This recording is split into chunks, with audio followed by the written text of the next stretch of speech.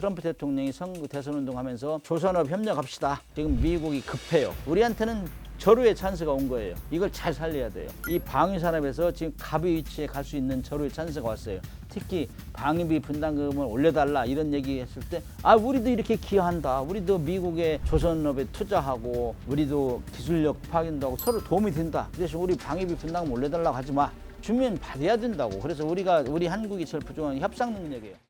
특별한 경제 강의 머니 특강. 안녕하세요. 주식 초등학교 여러분. 저는 오늘 특강을 맡은 한양대학교 문근식 특임 교수입니다.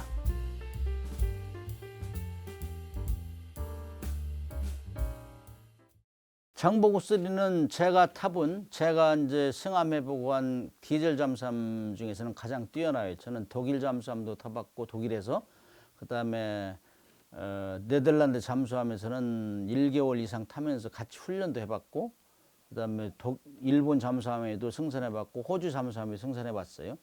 근데 이런 잠수함에 비할 때는 가장 뛰어나다.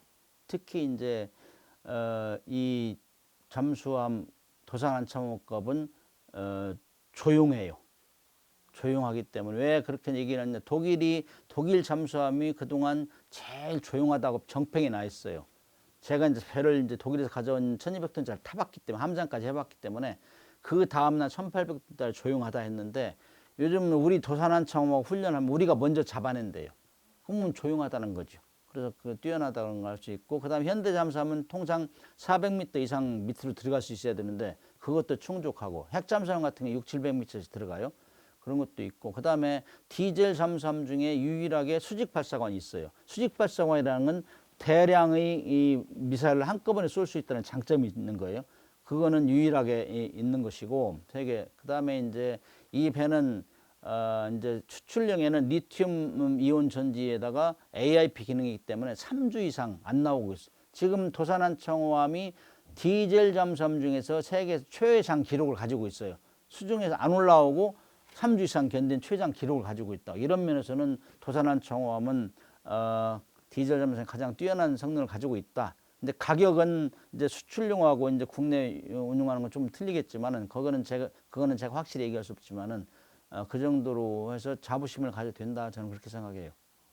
지금 뭐 미중 간의 태평양에서의 패권 전쟁이 심화되고 있잖아요. 특히 대만 문제, 남사원도 문제 이런 데서 엄청나게 중국은 밖으로 나가려고 하고 미국은 쿼드라는 그 국가 시스템을 만들어 가지고 인도 그 호주 미국 이렇게 해가지고 못 나오게 하고 이런 게 굉장히 지금 보이지 않는 전쟁이 이루어지고 있단 말이죠. 이런 상황에서 정말 샌드위치가 되고 있고 그다음에 한편으로는 미국의 힘이 없으면은 그정 주저앉을 나라다가 필리핀, 인도네시아 그다음 말레이시아 이런 데는 해군력을 급 신장시키고 있어요. 그 중에서도 인도네시아는 우리가 이미 3척을 팔았고 그다음에 필리핀도 지금 살려고 해요. 2척 이상을 살려고 해요. 그다음에 이제 중동 같은 경우도 폴란드도 마찬가지고 중동 같은 경우도 사우디 이런 데는 지금 사겠다 하는 의도를 비치고 있는 것 같고 그래서 아마 입소문이 많이 나서 이 한국 잠수함 살려고 해요. 그래서 우선적으로 캐나다에서 꼭 승리를 해야 전 세계적으로 우리가 잠수함 팔 수 있다 이런 생각을 해봅니다. 미국이라는 나라는 슈퍼 초인류 강국이잖아요. 그래서 자국 내에서 모든 걸 해결할 수 있다고 자신하는 나라예요. 2차 대전까지 또 냉전 시까지만 해도 우리는 우리 국내만 해도 다 해결할 수 있어 해가지고 국내 조선을 보호하기 위해서 존스법이라는 걸 만들었어요. 그래서 미국 연안을 움직이는 모든 항해하는 선박은 미국에서 건조돼야 된다. 미국 사람이 해야 된다. 이런 법을 만들어 놨는데 그것도 불평등 법이다. 여기저기 지적을 했어요. 그럼에도 불구하고 그거를 자기 정부에서 지원해주고 그랬다고. 돈을 지원해주면서 너네 잘해. 이렇게 도닥도닥 했는데 자기들끼리 하니까 국제 경쟁이 확 떨어진 거예요. 그 다음에 더 열심히 노력 안 해도 투자 안 해도 정부 주는 것만 또박또박 받아 먹으면 되니까. 그러니까 경쟁력이 떨어진 거예요.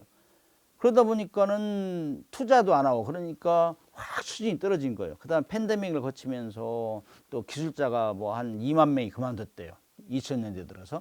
이런 것 때문에 조선업이 수준이 너무 떨어졌어요. 그래서 뭐 지금 세계 조선업의 50% 이상을 중국이 담당하고 우리가 28% 정도, 일본이 한 18% 정도 하는데 올해 들어서는 뭐 중국이 올해 이제 1월 달부터 10월 달까지 중국이 한 65%, 우리가 28%, 일본 2%.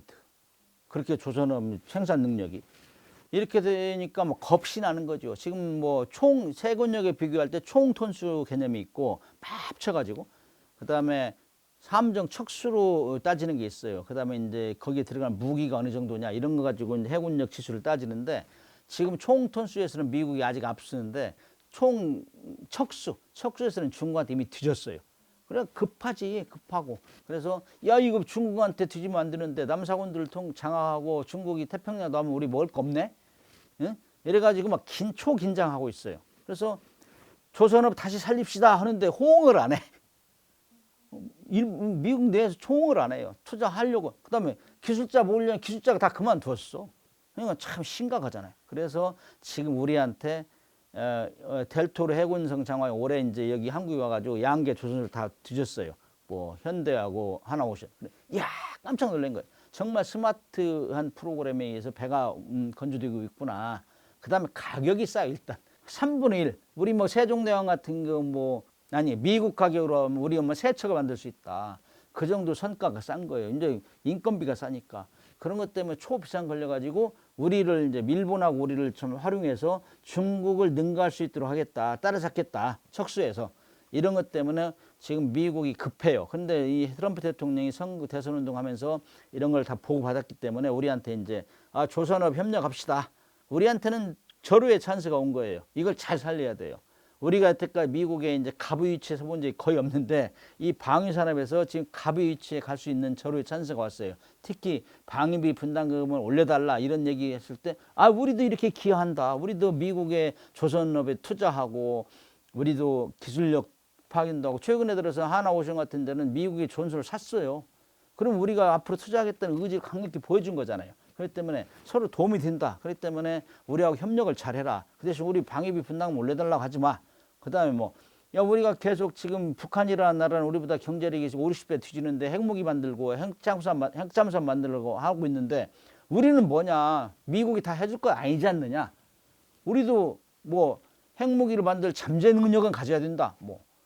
우린 주면 받아야 된다고. 그래서 우리 한국이 제일 부족한 게 협상 능력이에요. 우리는 항상 그 협상을 A, B, C, D 카드를 많이 만들어가지고 대응을 해야 되는데 그런 걸 잘 못해. 이번에 이게 찬스가 왔다 생각하기 때문에 정부에서 잘해가지고 국익에 도움이 되겠다 이렇게 생각하면은 정말 좋은 카드를 만들어가지고 미국에 우리 조선을 협력할 테니 이런 거 주시오.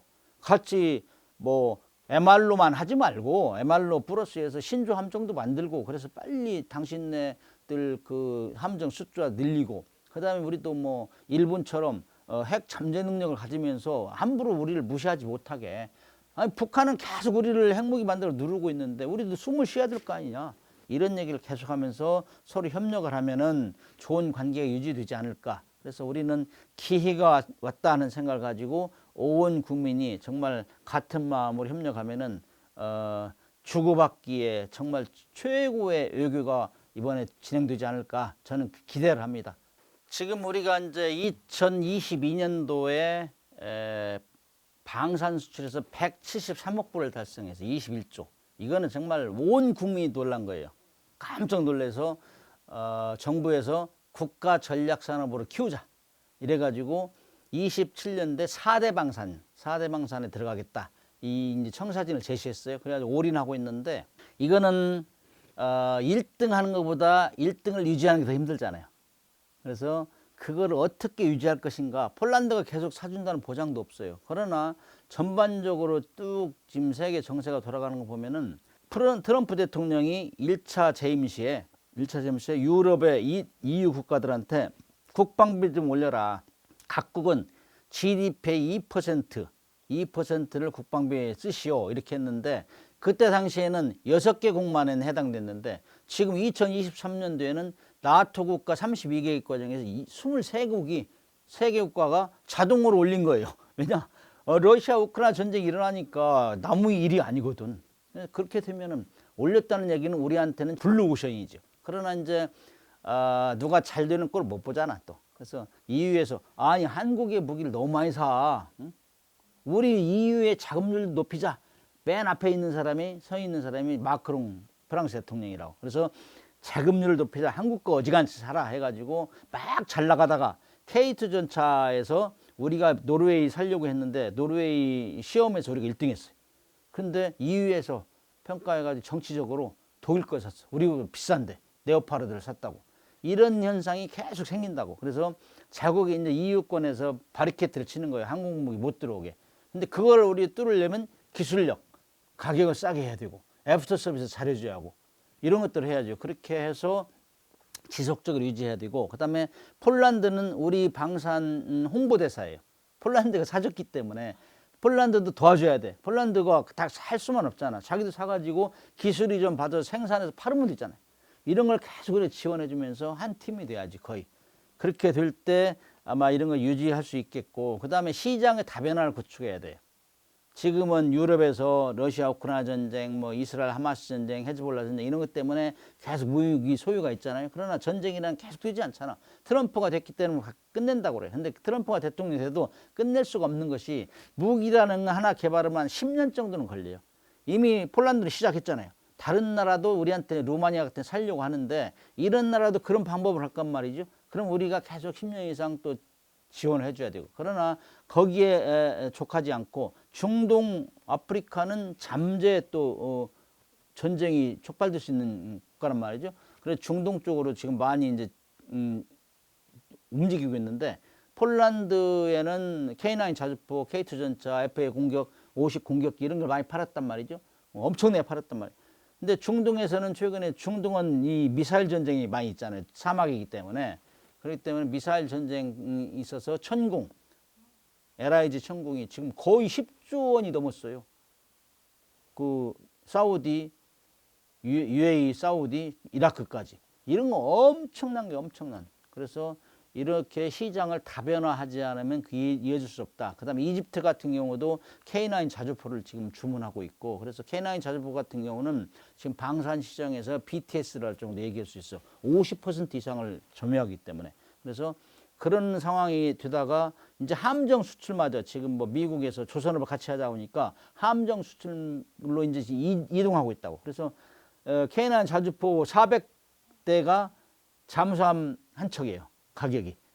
그러면은 엄청난 거지, 엄청난. 그래서 함정 쪽으로 이제 이동이 되면은 그야말로 육해공 방산 무기로 우리가 수출할 수 있다. 이렇게 호황이고 잘 가고 있는데 정부가 정신 바짝 차려야 된다고. 그래서 방산업체하고 다 애둘러서 뭐 서로 싸우지 않게 해가지고 우리끼리 싸우면 안 된다. 이런 국민적인 여론이 팽배하다. 느껴야 돼요. 그래서 정말 물 들어올 때 노를 젓자 하는 얘기가 지금 있는 이유는 이런 것 때문에 그런 거예요.